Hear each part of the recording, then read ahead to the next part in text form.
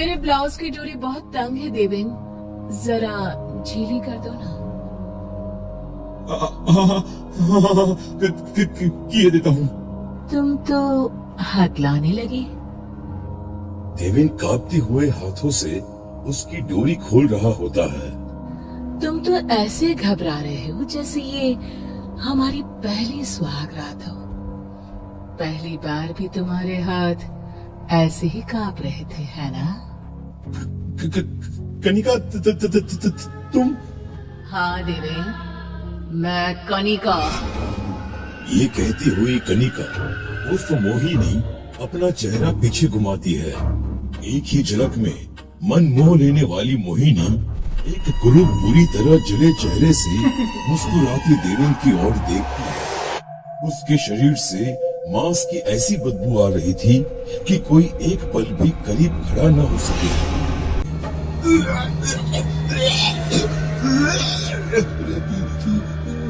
मेरी ही साड़ी से मेरे ही गले का फंदा बनाकर अकेले झूलने छोड़ गए थे मुझे। तुम्हें अंदाजा भी है कितना कितना रोई होंगी मैं। ये कहानी शुरू होती है एक छोटे से शहर सरहदगंज से, जहां कनिका अपने परिवार के साथ रहती थी। कनिका को बचपन से ही मुंबई जाना था। आंखों में कई सपने लिए वो दिन रात बस फिल्मों की नगरी जाने के ख्वाब देखती रहती थी। और एक दिन कनिका के फोन पर एक कॉल आता है।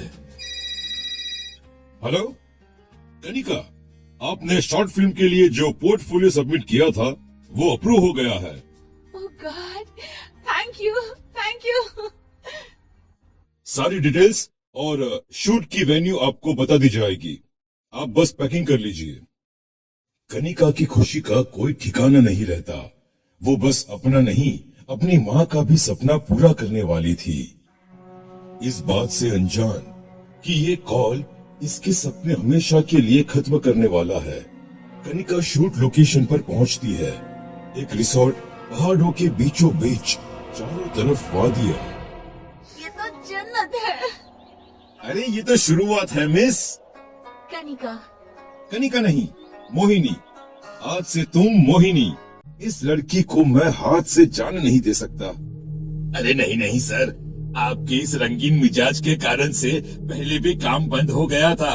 इस बार लोकेशन एक गांव था, शहर से बहुत दूर। तुम्हें गांव की एक औरत बनना है। ये कपड़े पहन लो। लहंगा चोली। Okay sir. और उसी रात, Mohini I love you, please please मेरी हो जाओ, प्लीज मोहिनी, मैं तुमसे शादी करना चाहता हूँ मोहिनी। देवेन के मंसूबे से अनजान कनिका शादी के लिए हाँ कर देती है। देवेन वहीं टेबल पर रखे हुए सिंदूर को कनिका की मांग में भर देता है और उसी रात दोनों एक हो जाते हैं।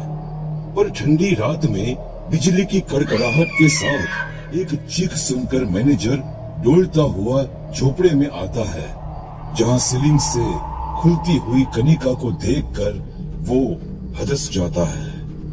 अरे बाप रे, और एक मौत। अरे तुम कितनी लड़कियों को मारोगे देवेन? अब इसे नदी में डाल दो। कितने दिनों से कुछ बहाया नहीं गया है इसमें। कुछ सालों बाद उसी गांव में देवेन शॉर्ट फिल्म शूट करने आया हुआ है। अरे हीरोइन कहाँ भाग गई? ध्यान कहाँ रहता है तुम लोगों का? अब क्या होगा? सन्नाटे में अचानक ही पायल की आवाज सुनाई देती है, जो एक अजीब सी खामोशी को बयां कर रही थी। क्या मैं ये रोल कर सकती हूँ सर? मेरा नाम मोहिनी है। तो तुम्हें काम करना है। अच्छा, डायलॉग एक बोल के दिखाओ। कैमरामैन, रिकॉर्डिंग स्टार्ट करो। अचानक हेडफोन से ये अजीब सी आवाज कैसे आ रही है? छोड़ो, मुझे क्या, मैं क्लिप चेक कर लेता हूँ। कैमरामैन देखता है कि स्क्रीन में हीरो तो दिख रहा है, पर मोहिनी की जगह कुछ है ही नहीं। अपनी आंखों के सामने एक बार मोहिनी को देखता, फिर वो कैमरे में देखता। ये सब क्या है? ये लड़की कैमरे में दिख क्यों नहीं रही? भाग जाओ यहाँ से। रन। सर मुझे कुछ ठीक नहीं लग रहा। I am going sir.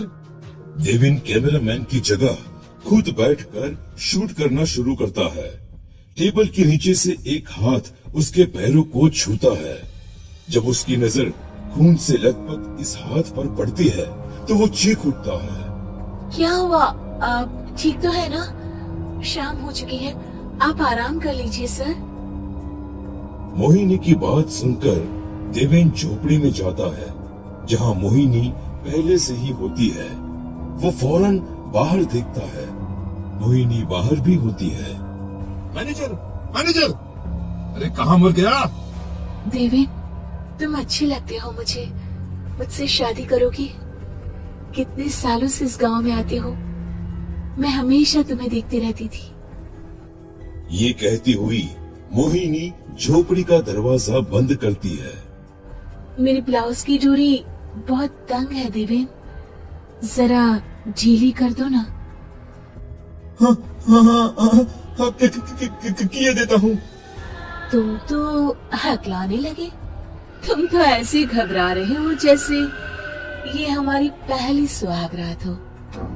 पहली बार भी तुम्हारे हाथ ऐसे ही कांप रहे थे ना, जब अपनी मोहिनी को छूते थे, है ना? कनिका तुम? हाँ देवी, मैं कनिका। सिर्फ मैं ही नहीं, देखो सती यहाँ है। देवेन उल्टियां करने लगता है। उसकी उल्टी से कीड़े निकलते हैं।